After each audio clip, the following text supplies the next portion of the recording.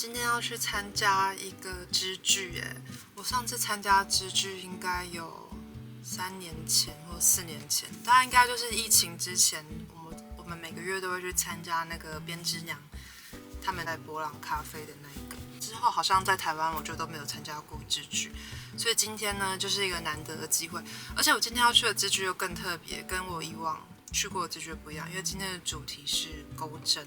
那其实呢，我的钩针呢就还蛮菜的，我大概就是只会基础的锁针啊，然后长短针，就大概就是这样子。然后今天这个织剧举办的地方啊，就是辣子，因为我是玩棒针，我一直到最近就是开始比较想学钩针之后才发现辣子的，但是应该很多钩针的朋友都知道辣子是谁。那辣子她就顾名思义就是一个很辣的女子，是这样吗？其实我也不确定，但她真的很辣。因为这个老师他除了钩针很厉害以外呢，他的风格也非常强烈。他用了他的钩针做了一些很性感的比基尼啊那种设计，他还有帮这一系列的作品呢出了杂志。所以我这次真的很期待可以去拜访他的教室，因为我从来没有认识像这种风格的织友。然后我现在要开车去永和，我从来没有自己开车去永和过，所以有点小紧张，我好怕我会迷路，我已经迟到了。他这里很方便的，我本来想说来永和就是会比较难找车位什么，结果没想到他的工作室好像就走路5分钟呢，就是永和国小，然后永和国小的下面就有停车。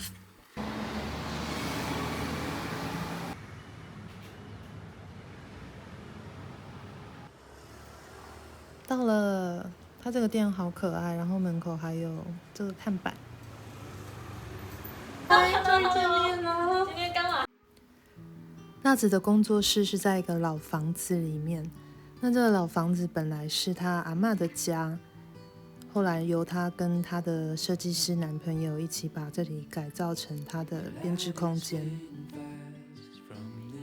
这个是可爱的毛线墙，我觉得他很会运用洞洞板，就是把它做成一些不一样的陈列的方式。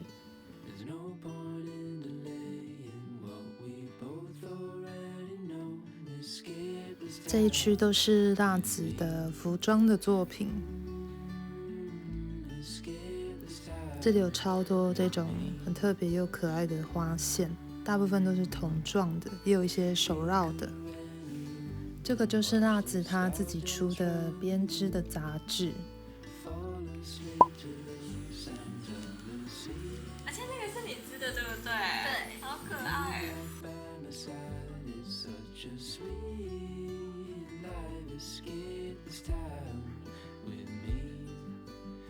辣子她也有用刚刚我们看到那些筒状的花线，把它们结合起来，变成各式各样的这种手绕的线。像这种很可爱的异材质混在一起，另外也有一些像这种应该是羊毛，然后里面有一些彩色花点。然后它这边还有一些它跟我们台湾的制线的公司叫富森花线合作的一些品项。那听说他现在也在跟富森花线呢合作他自己的品牌线，有各式各样的很特殊的线材，像这个还有一点点亮亮的在里面，好像在寻宝哦，好多好可爱的线，是我平常比较少会看到的一些材质跟配色。这个也很可爱，毛茸茸的。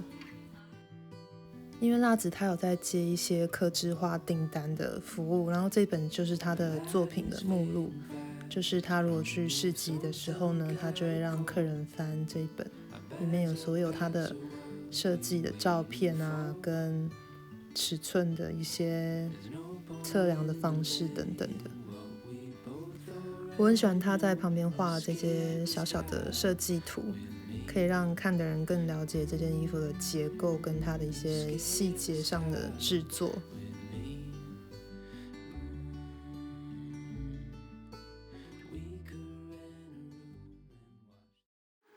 今天晚上要参加织剧的朋友们都陆续到了，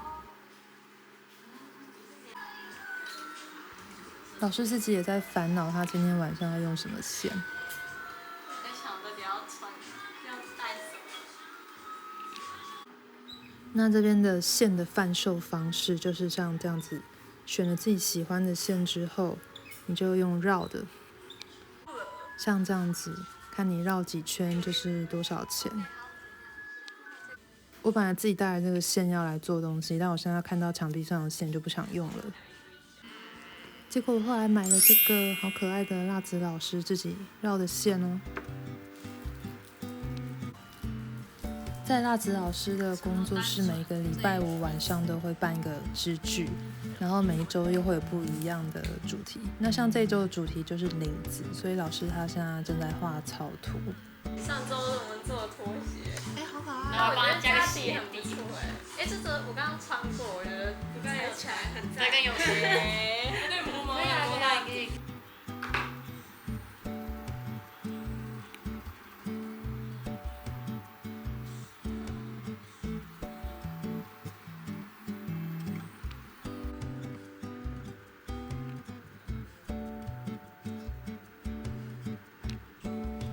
天哪，蜡子老师速度非常快，大概15分钟就做了这么多。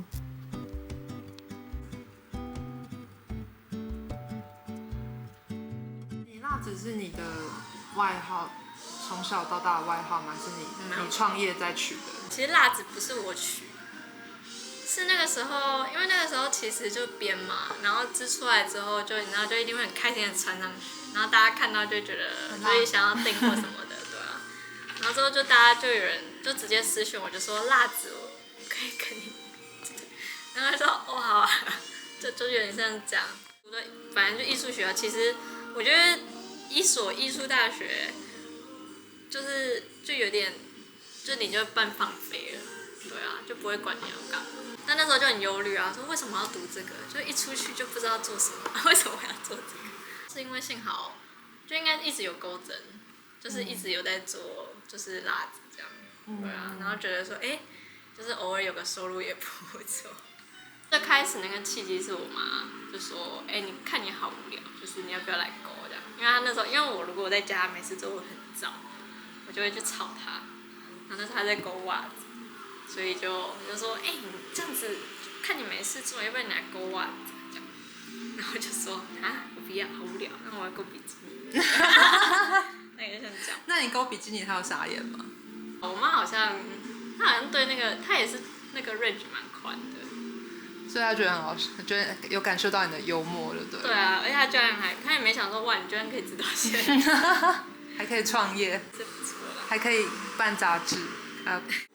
我那个时候是因为要参加那个草率季，然后草率季它是以平面为主的，就是平面，然后是设计相关。然后那个时候就想说，因为我本来那个时候就已经有累积一些织图，就想说那就刚好就把它弄一块，所以里面其实它算是杂志有没有？但它其实是一本织图的书，就是会教，就是比如说像这一整套，然后后面就会有织图，像每一份我都有三个织图，然后分别是2个比较简单跟1个比较复杂。但是你这些排版什么都是你要自己弄吗？还是？对啊，但因为我身边朋友真的是设计师，他们太强了，我就没办法到他们那么厉害。但页数也不多啊，我觉得16页真的是我的极限。然后像这个就是这个介绍你的工作室。它原本是长这样。本来还有这种老墙对啊，这个其实就是红砖啊。老实讲，那个时候我觉得那个红砖状况其实还蛮有特色。但确实那个太旧了。对，太旧了。这个是那个分线器。所以毛线放在里面。对，你就是毛线放里面，然后这个嘴巴就可以拉出来。最主要是这边有3颗头嘛，然后它这边。三颗头的鸟。对啊，所以就是这一位做的。对，因为他现在刚好在湿地有展览。哪里？湿地哦。在那个高美湿地哦。不，那个有一个。你说那个场，对不起，对，那个场地，那个场地。反正就认识他，你知道吗？就我不需要再访他。这是你自己写的，是不是？对，我就大概因为那个时候我其实有去他们家，就是他们家在台南，然后他们是个凤梨田的。那天他只是刚好来了台北，我就问他说：“我问你，你要不要来当我模特？”这位他是一位作家，他是写那个少女老王。对，少女老王。然后他之前是写那个比鬼故事更可怕的是你我身边的故事。对，他就是以比较女性生长的一些故事，然后把它写成。然后第一本是你自己。对，第一本是我。基本上对，就比较多是可能是表演艺术类的，或是有在跳舞这种的。对，因为我看他们的肢体都好。对啊，大家来拍照。好有自信啊，好。对。应该说我不会，然后马上拍起来就好了。好专业，我想说明明就很会。就大家做的东西，而且超酷的耶！你看哦，大家想法都超远。这个是泳衣，要不然就是那个泳圈，粉红色这件，你有没有印象？好 Q 哦。对啊，超酷的。然后这个是有用定型衣，对啊。然后这个也是，他就是想织什么就织什么。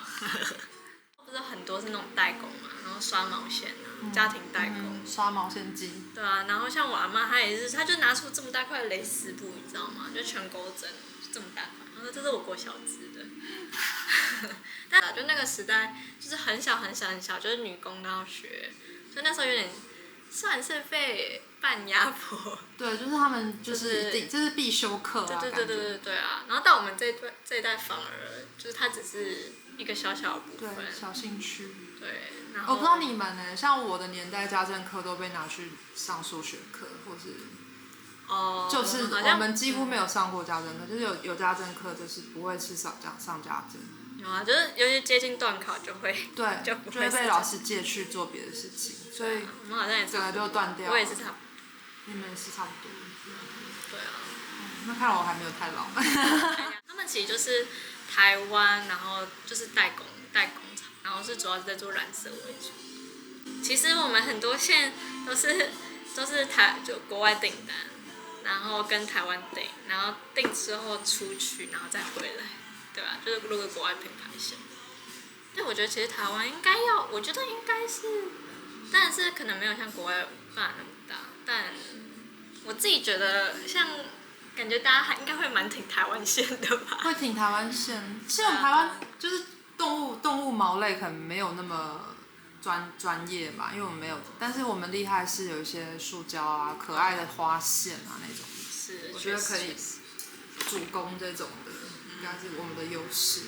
对啊，那我们颜色都还没确定啊，我只是先开了已经问，但方向我觉得大概定了，但因为他还要拿市集会出现吗？会，我们就是为了你们市集出的。对啊，那个时候，而且那时候我就跟富生说，我觉得秘密是你一定要去的市集这样子，对啊，然后我们就说，那不然我们就来做一款纱。我真的很高兴可以来到辣子的工作室，除了欣赏漂亮的线材跟作品以外，也参加了好久没有参加的编织聚会。更棒的是，我也发现现在台湾的编织圈有越来越年轻，也越来越多人的趋势，总觉得对整个编织圈的未来感到很兴奋，也很有希望。那这集就到这边喽，谢谢辣子，也谢谢大家收看，拜拜。